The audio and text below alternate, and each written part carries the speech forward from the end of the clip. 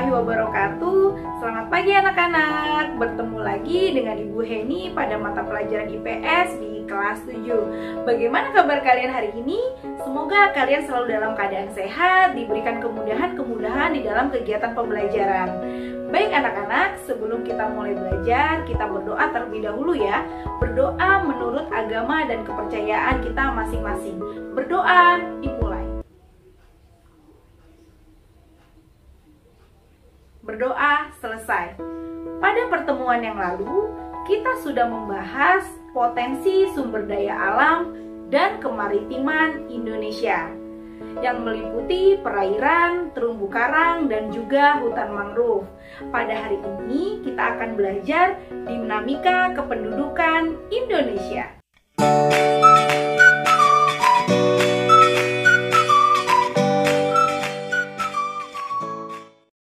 Sebelum kita belajar materi ini, kalian harus tahu terlebih dahulu tujuan pembelajaran kita pada hari ini. Adapun tujuan pembelajaran kita hari ini yaitu yang pertama, menjelaskan pengertian dinamika penduduk. Yang kedua, dapat menyebutkan faktor-faktor yang mempengaruhi dinamika penduduk. Yang ketiga, dapat menjelaskan persebaran penduduk di Indonesia. Yang keempat, dapat menjelaskan komposisi penduduk. Yang kelima, dapat merumuskan permasalahan yang terjadi dalam dinamika kependudukan Indonesia dengan logis. Kita tahu bahwa Indonesia merupakan negara kepulauan di mana memiliki potensi sumber daya manusia yang cukup besar.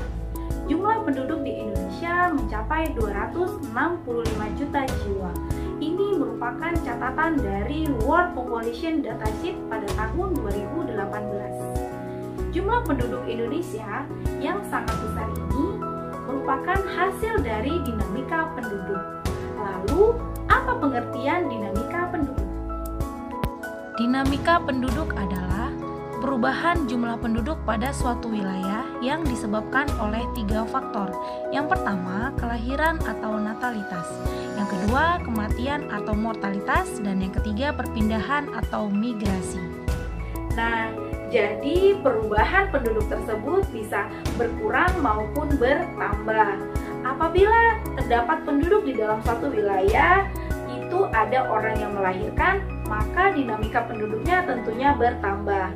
Namun, jika di dalam suatu wilayah terdapat suatu wabah penyakit, kemudian penduduknya banyak yang meninggal, maka tentunya dinamikanya akan berkurang. Selanjutnya, perpindahan penduduk. Perpindahan penduduk ini bisa bertambah, juga bisa berkurang. Apabila penduduk suatu daerah meninggalkan daerahnya atau wilayahnya berpindah ke tempat lain, maka tentunya dinamikanya akan berkurang. Namun apabila penduduk di dalam suatu wilayah itu didatangi oleh penduduk dari wilayah lain, itu artinya dinamikanya bertambah. Selanjutnya kita akan membahas jumlah penduduk di Indonesia. Coba kalian perhatikan tabel di bawah ini. Indonesia menempati urutan keempat penduduk terbanyak di dunia setelah Cina, India, dan juga Amerika Serikat. Tentunya ini membuktikan bahwa dari tahun ke tahun penduduk di Indonesia terus meningkat. Jika penduduk terus bertambah, maka kebutuhan hidup tentunya akan meningkat. Peningkatan kebutuhan hidup tentunya berdampak pada pemanfaatan sumber daya alam yang semakin besar. Kalian dapat mengamati dari sisi kebutuhan pangan ya. Peningkatan jumlah penduduk tentunya berbanding lurus dengan kebutuhan pangan. Pangan diperoleh dari sektor pertanian, perkebunan, dan juga perikanan. Persebaran penduduk Indonesia. Muncul pertanyaan, apakah persebaran penduduk Indonesia itu merata? Apa saja penyebab dan dampaknya? Mari kita bahas bersama. Kalian perhatikan peta persebaran penduduk di Indonesia. Pulau yang berwarna merah itu adalah Pulau Jawa. Itu menandakan bahwa Pulau Jawa merupakan pulau yang padat penduduknya. Kedua, berwarna kuning.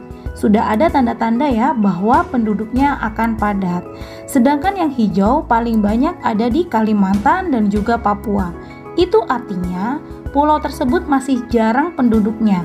jika kita lihat dari peta persebaran penduduk Indonesia.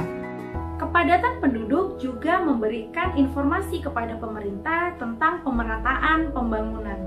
Wilayah yang penduduknya jarang itu artinya persebaran penduduknya tidak merata. Persebaran penduduk yang tidak merata itu merupakan permasalahan tersendiri bagi pelaksana pembangunan. Karena itu, perlu diupayakan pemerataan pembangunan. Penduduk yang seimbang sehingga potensi sumber daya alam di Indonesia ini dapat dikembangkan secara optimal. Persebaran penduduk Indonesia tidak merata. Alasan yang pertama, masyarakat mencari daerah yang strategis. Sebagai contoh, kualitas tanah di suatu wilayah kurang baik sehingga sulit dilakukan untuk kegiatan bercocok tanam. Yang kedua, ketersediaan lapangan pekerjaan suatu wilayah itu terbatas atau lapangan pekerjaan yang tersedia tidak sesuai dengan jumlah kelompok usia produktif yang ada. Letak suatu pemerintahan juga mempengaruhi sarana dan prasarana yang tersedia di suatu wilayah. Contoh saja, Jakarta. Pusat pemerintahan negara Indonesia berada di kota Jakarta, sehingga berbagai sarana dan prasarana tersedia di kota tersebut, mulai dari kategori edukasi, entertain, religi, dan lain sebagainya. Persebaran penduduk yang tidak merata berakibat pada yang pertama, bertambahnya tingkat kemiskinan di daerah perkotaan. Yang kedua, semakin meningkatnya tingkat kriminalitas di daerah perkotaan. Yang ketiga, semakin memburuknya kondisi udara di perkotaan karena disebabkan oleh banyaknya aktivitas yang menggunakan kendaraan serta asap pabrik berbagai macam produk. Bentuk atau cara memeratakan penduduk adalah yang pertama, caranya melalui perpindahan penduduk dari daerah yang padat ke daerah yang jarang penduduknya. Yang kedua, pemerataan lapangan pekerjaan. Yang ketiga, menekan pertumbuhan penduduk dengan program keluarga berencana. Komposisi penduduk adalah pengelompokan penduduk berdasarkan usia atau umur, jenis kelamin, mata pencaharian, agama, bahasa, pendidikan, tempat tinggal, jenis pekerjaan, dan lain-lain. Apakah komposisi penduduk itu diperlukan? Ya, komposisi penduduk diperlukan dalam suatu negara karena dapat dijadikan dasar perencanaan suatu kegiatan pada masa mendatang.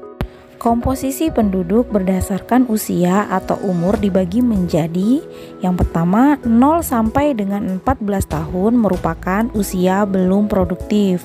Usia produktif dimulai dari usia 15 sampai dengan 60 tahun. Jika lebih dari 65 tahun maka usia tersebut tidak produktif. Saat ini Indonesia mengalami bonus demografi. Wah, apa itu bonus demografi?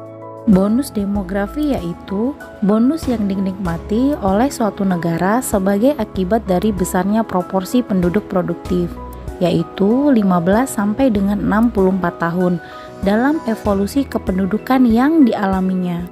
Bonus demografi terjadi karena Indonesia mengalami keberhasilan dalam program keluarga berencana atau KB. Pertumbuhan penduduk adalah keseimbangan dinamis antara kekuatan yang menambah dan kekuatan yang mengurangi jumlah penduduk. Ada beberapa faktor yang mempengaruhi pertumbuhan penduduk. Di antaranya adalah yang pertama, kelahiran yang disebut juga dengan faktor alami. Kedua, kematian. Ketiga, migrasi disebut juga dengan faktor non-alami. Migrasi yang bersifat menambah disebut migrasi masuk atau imigrasi, sedangkan migrasi yang bersifat mengurangi disebut emigrasi. Kategori pertumbuhan penduduk. Tingkat pertumbuhan penduduk Indonesia termasuk kategori sedang. Angka pertumbuhannya mencapai 1,40% per tahun. Di Indonesia, banyak sekali penduduk usia muda. Hal ini disebabkan karena masih tingginya tingkat kelahiran. Pertumbuhan penduduk yang cepat menimbulkan banyak masalah.